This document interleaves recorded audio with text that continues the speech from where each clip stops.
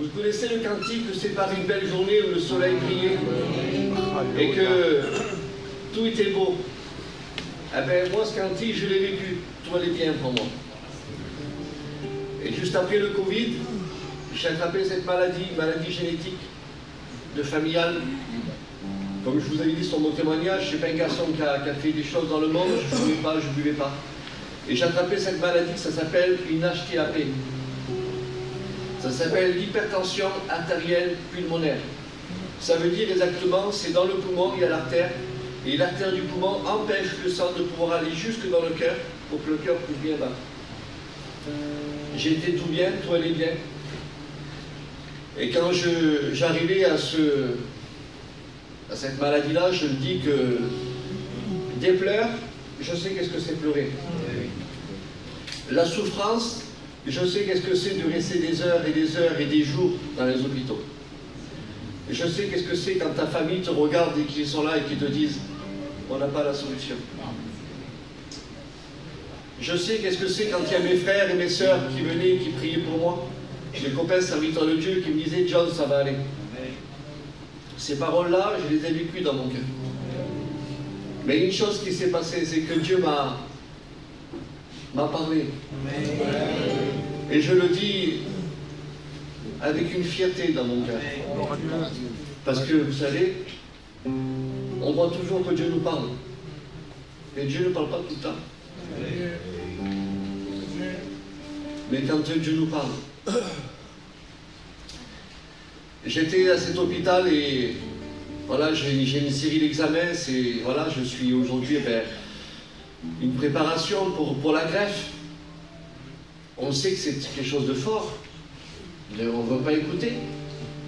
On a peur. Ces hôpitaux. Quelqu'un il a un petit rhume, il n'est pas bien.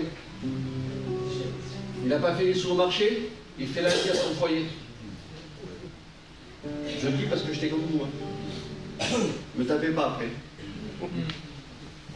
Mais parfois on s'arrête sur les choses que demain ça va aller mieux. Ou dans quelques jours ça va passer.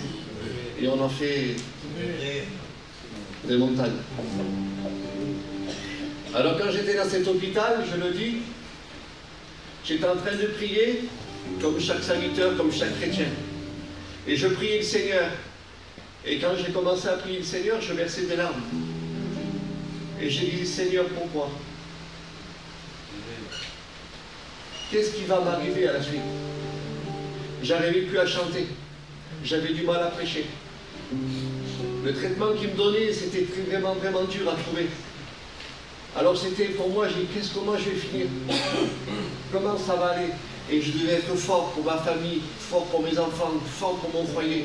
Et aussi quelque chose, c'est que je voulais vivre quelque chose de fort avec lui. Parce que je me rappelais des prédications quand je prêchais, que je disais aux gens que Jésus guérissait. Le Saint-Esprit me disait dans ma tête, mais tu ne te rappelles pas, toi, tu étais celui qui a encouragé. Alors je voulais vivre quelque chose de fort à l'intérieur de mon cœur. Mais je voulais que Dieu me parle.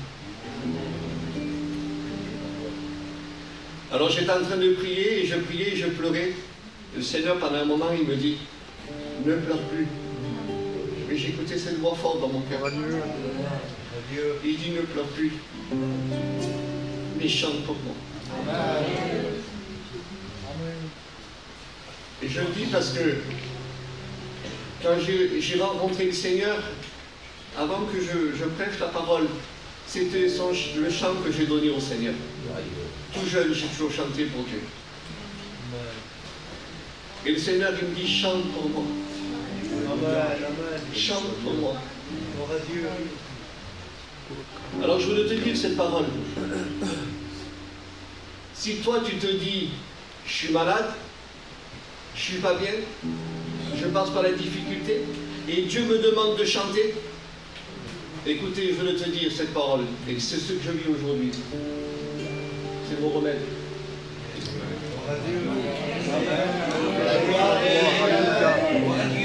Amen. C'est mon remède. Alors j'ai chanté un cantique dans cet hôpital. J'étais tout seul dans ma chambre. J'ai dit, Seigneur, tu veux que je chante, alors je vais chanter. Et quand je commence à chanter, il y a l'infirmière qui rentre, je n'écoute pas qu'elle rentre l'infirmière. Et elle se met contre le mur comme ça.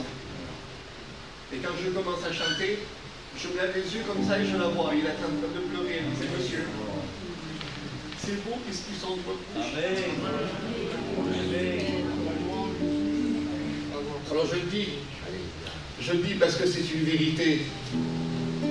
Aujourd'hui, pour toi qui chante, chante pas pour Dieu le chanter. N'essaie pas de faire montrer ta voix, mais chante pour lui. Je te le dis que dans ton chant, il y a des anges qui t'accompagneront. Parce que Dieu est avec toi. Les résultats sont là. Les docteurs en train de dire, Monsieur Vicini, l'opération c'est pour bientôt. Oui, d'accord, monsieur. Mais Dieu me demande de chanter.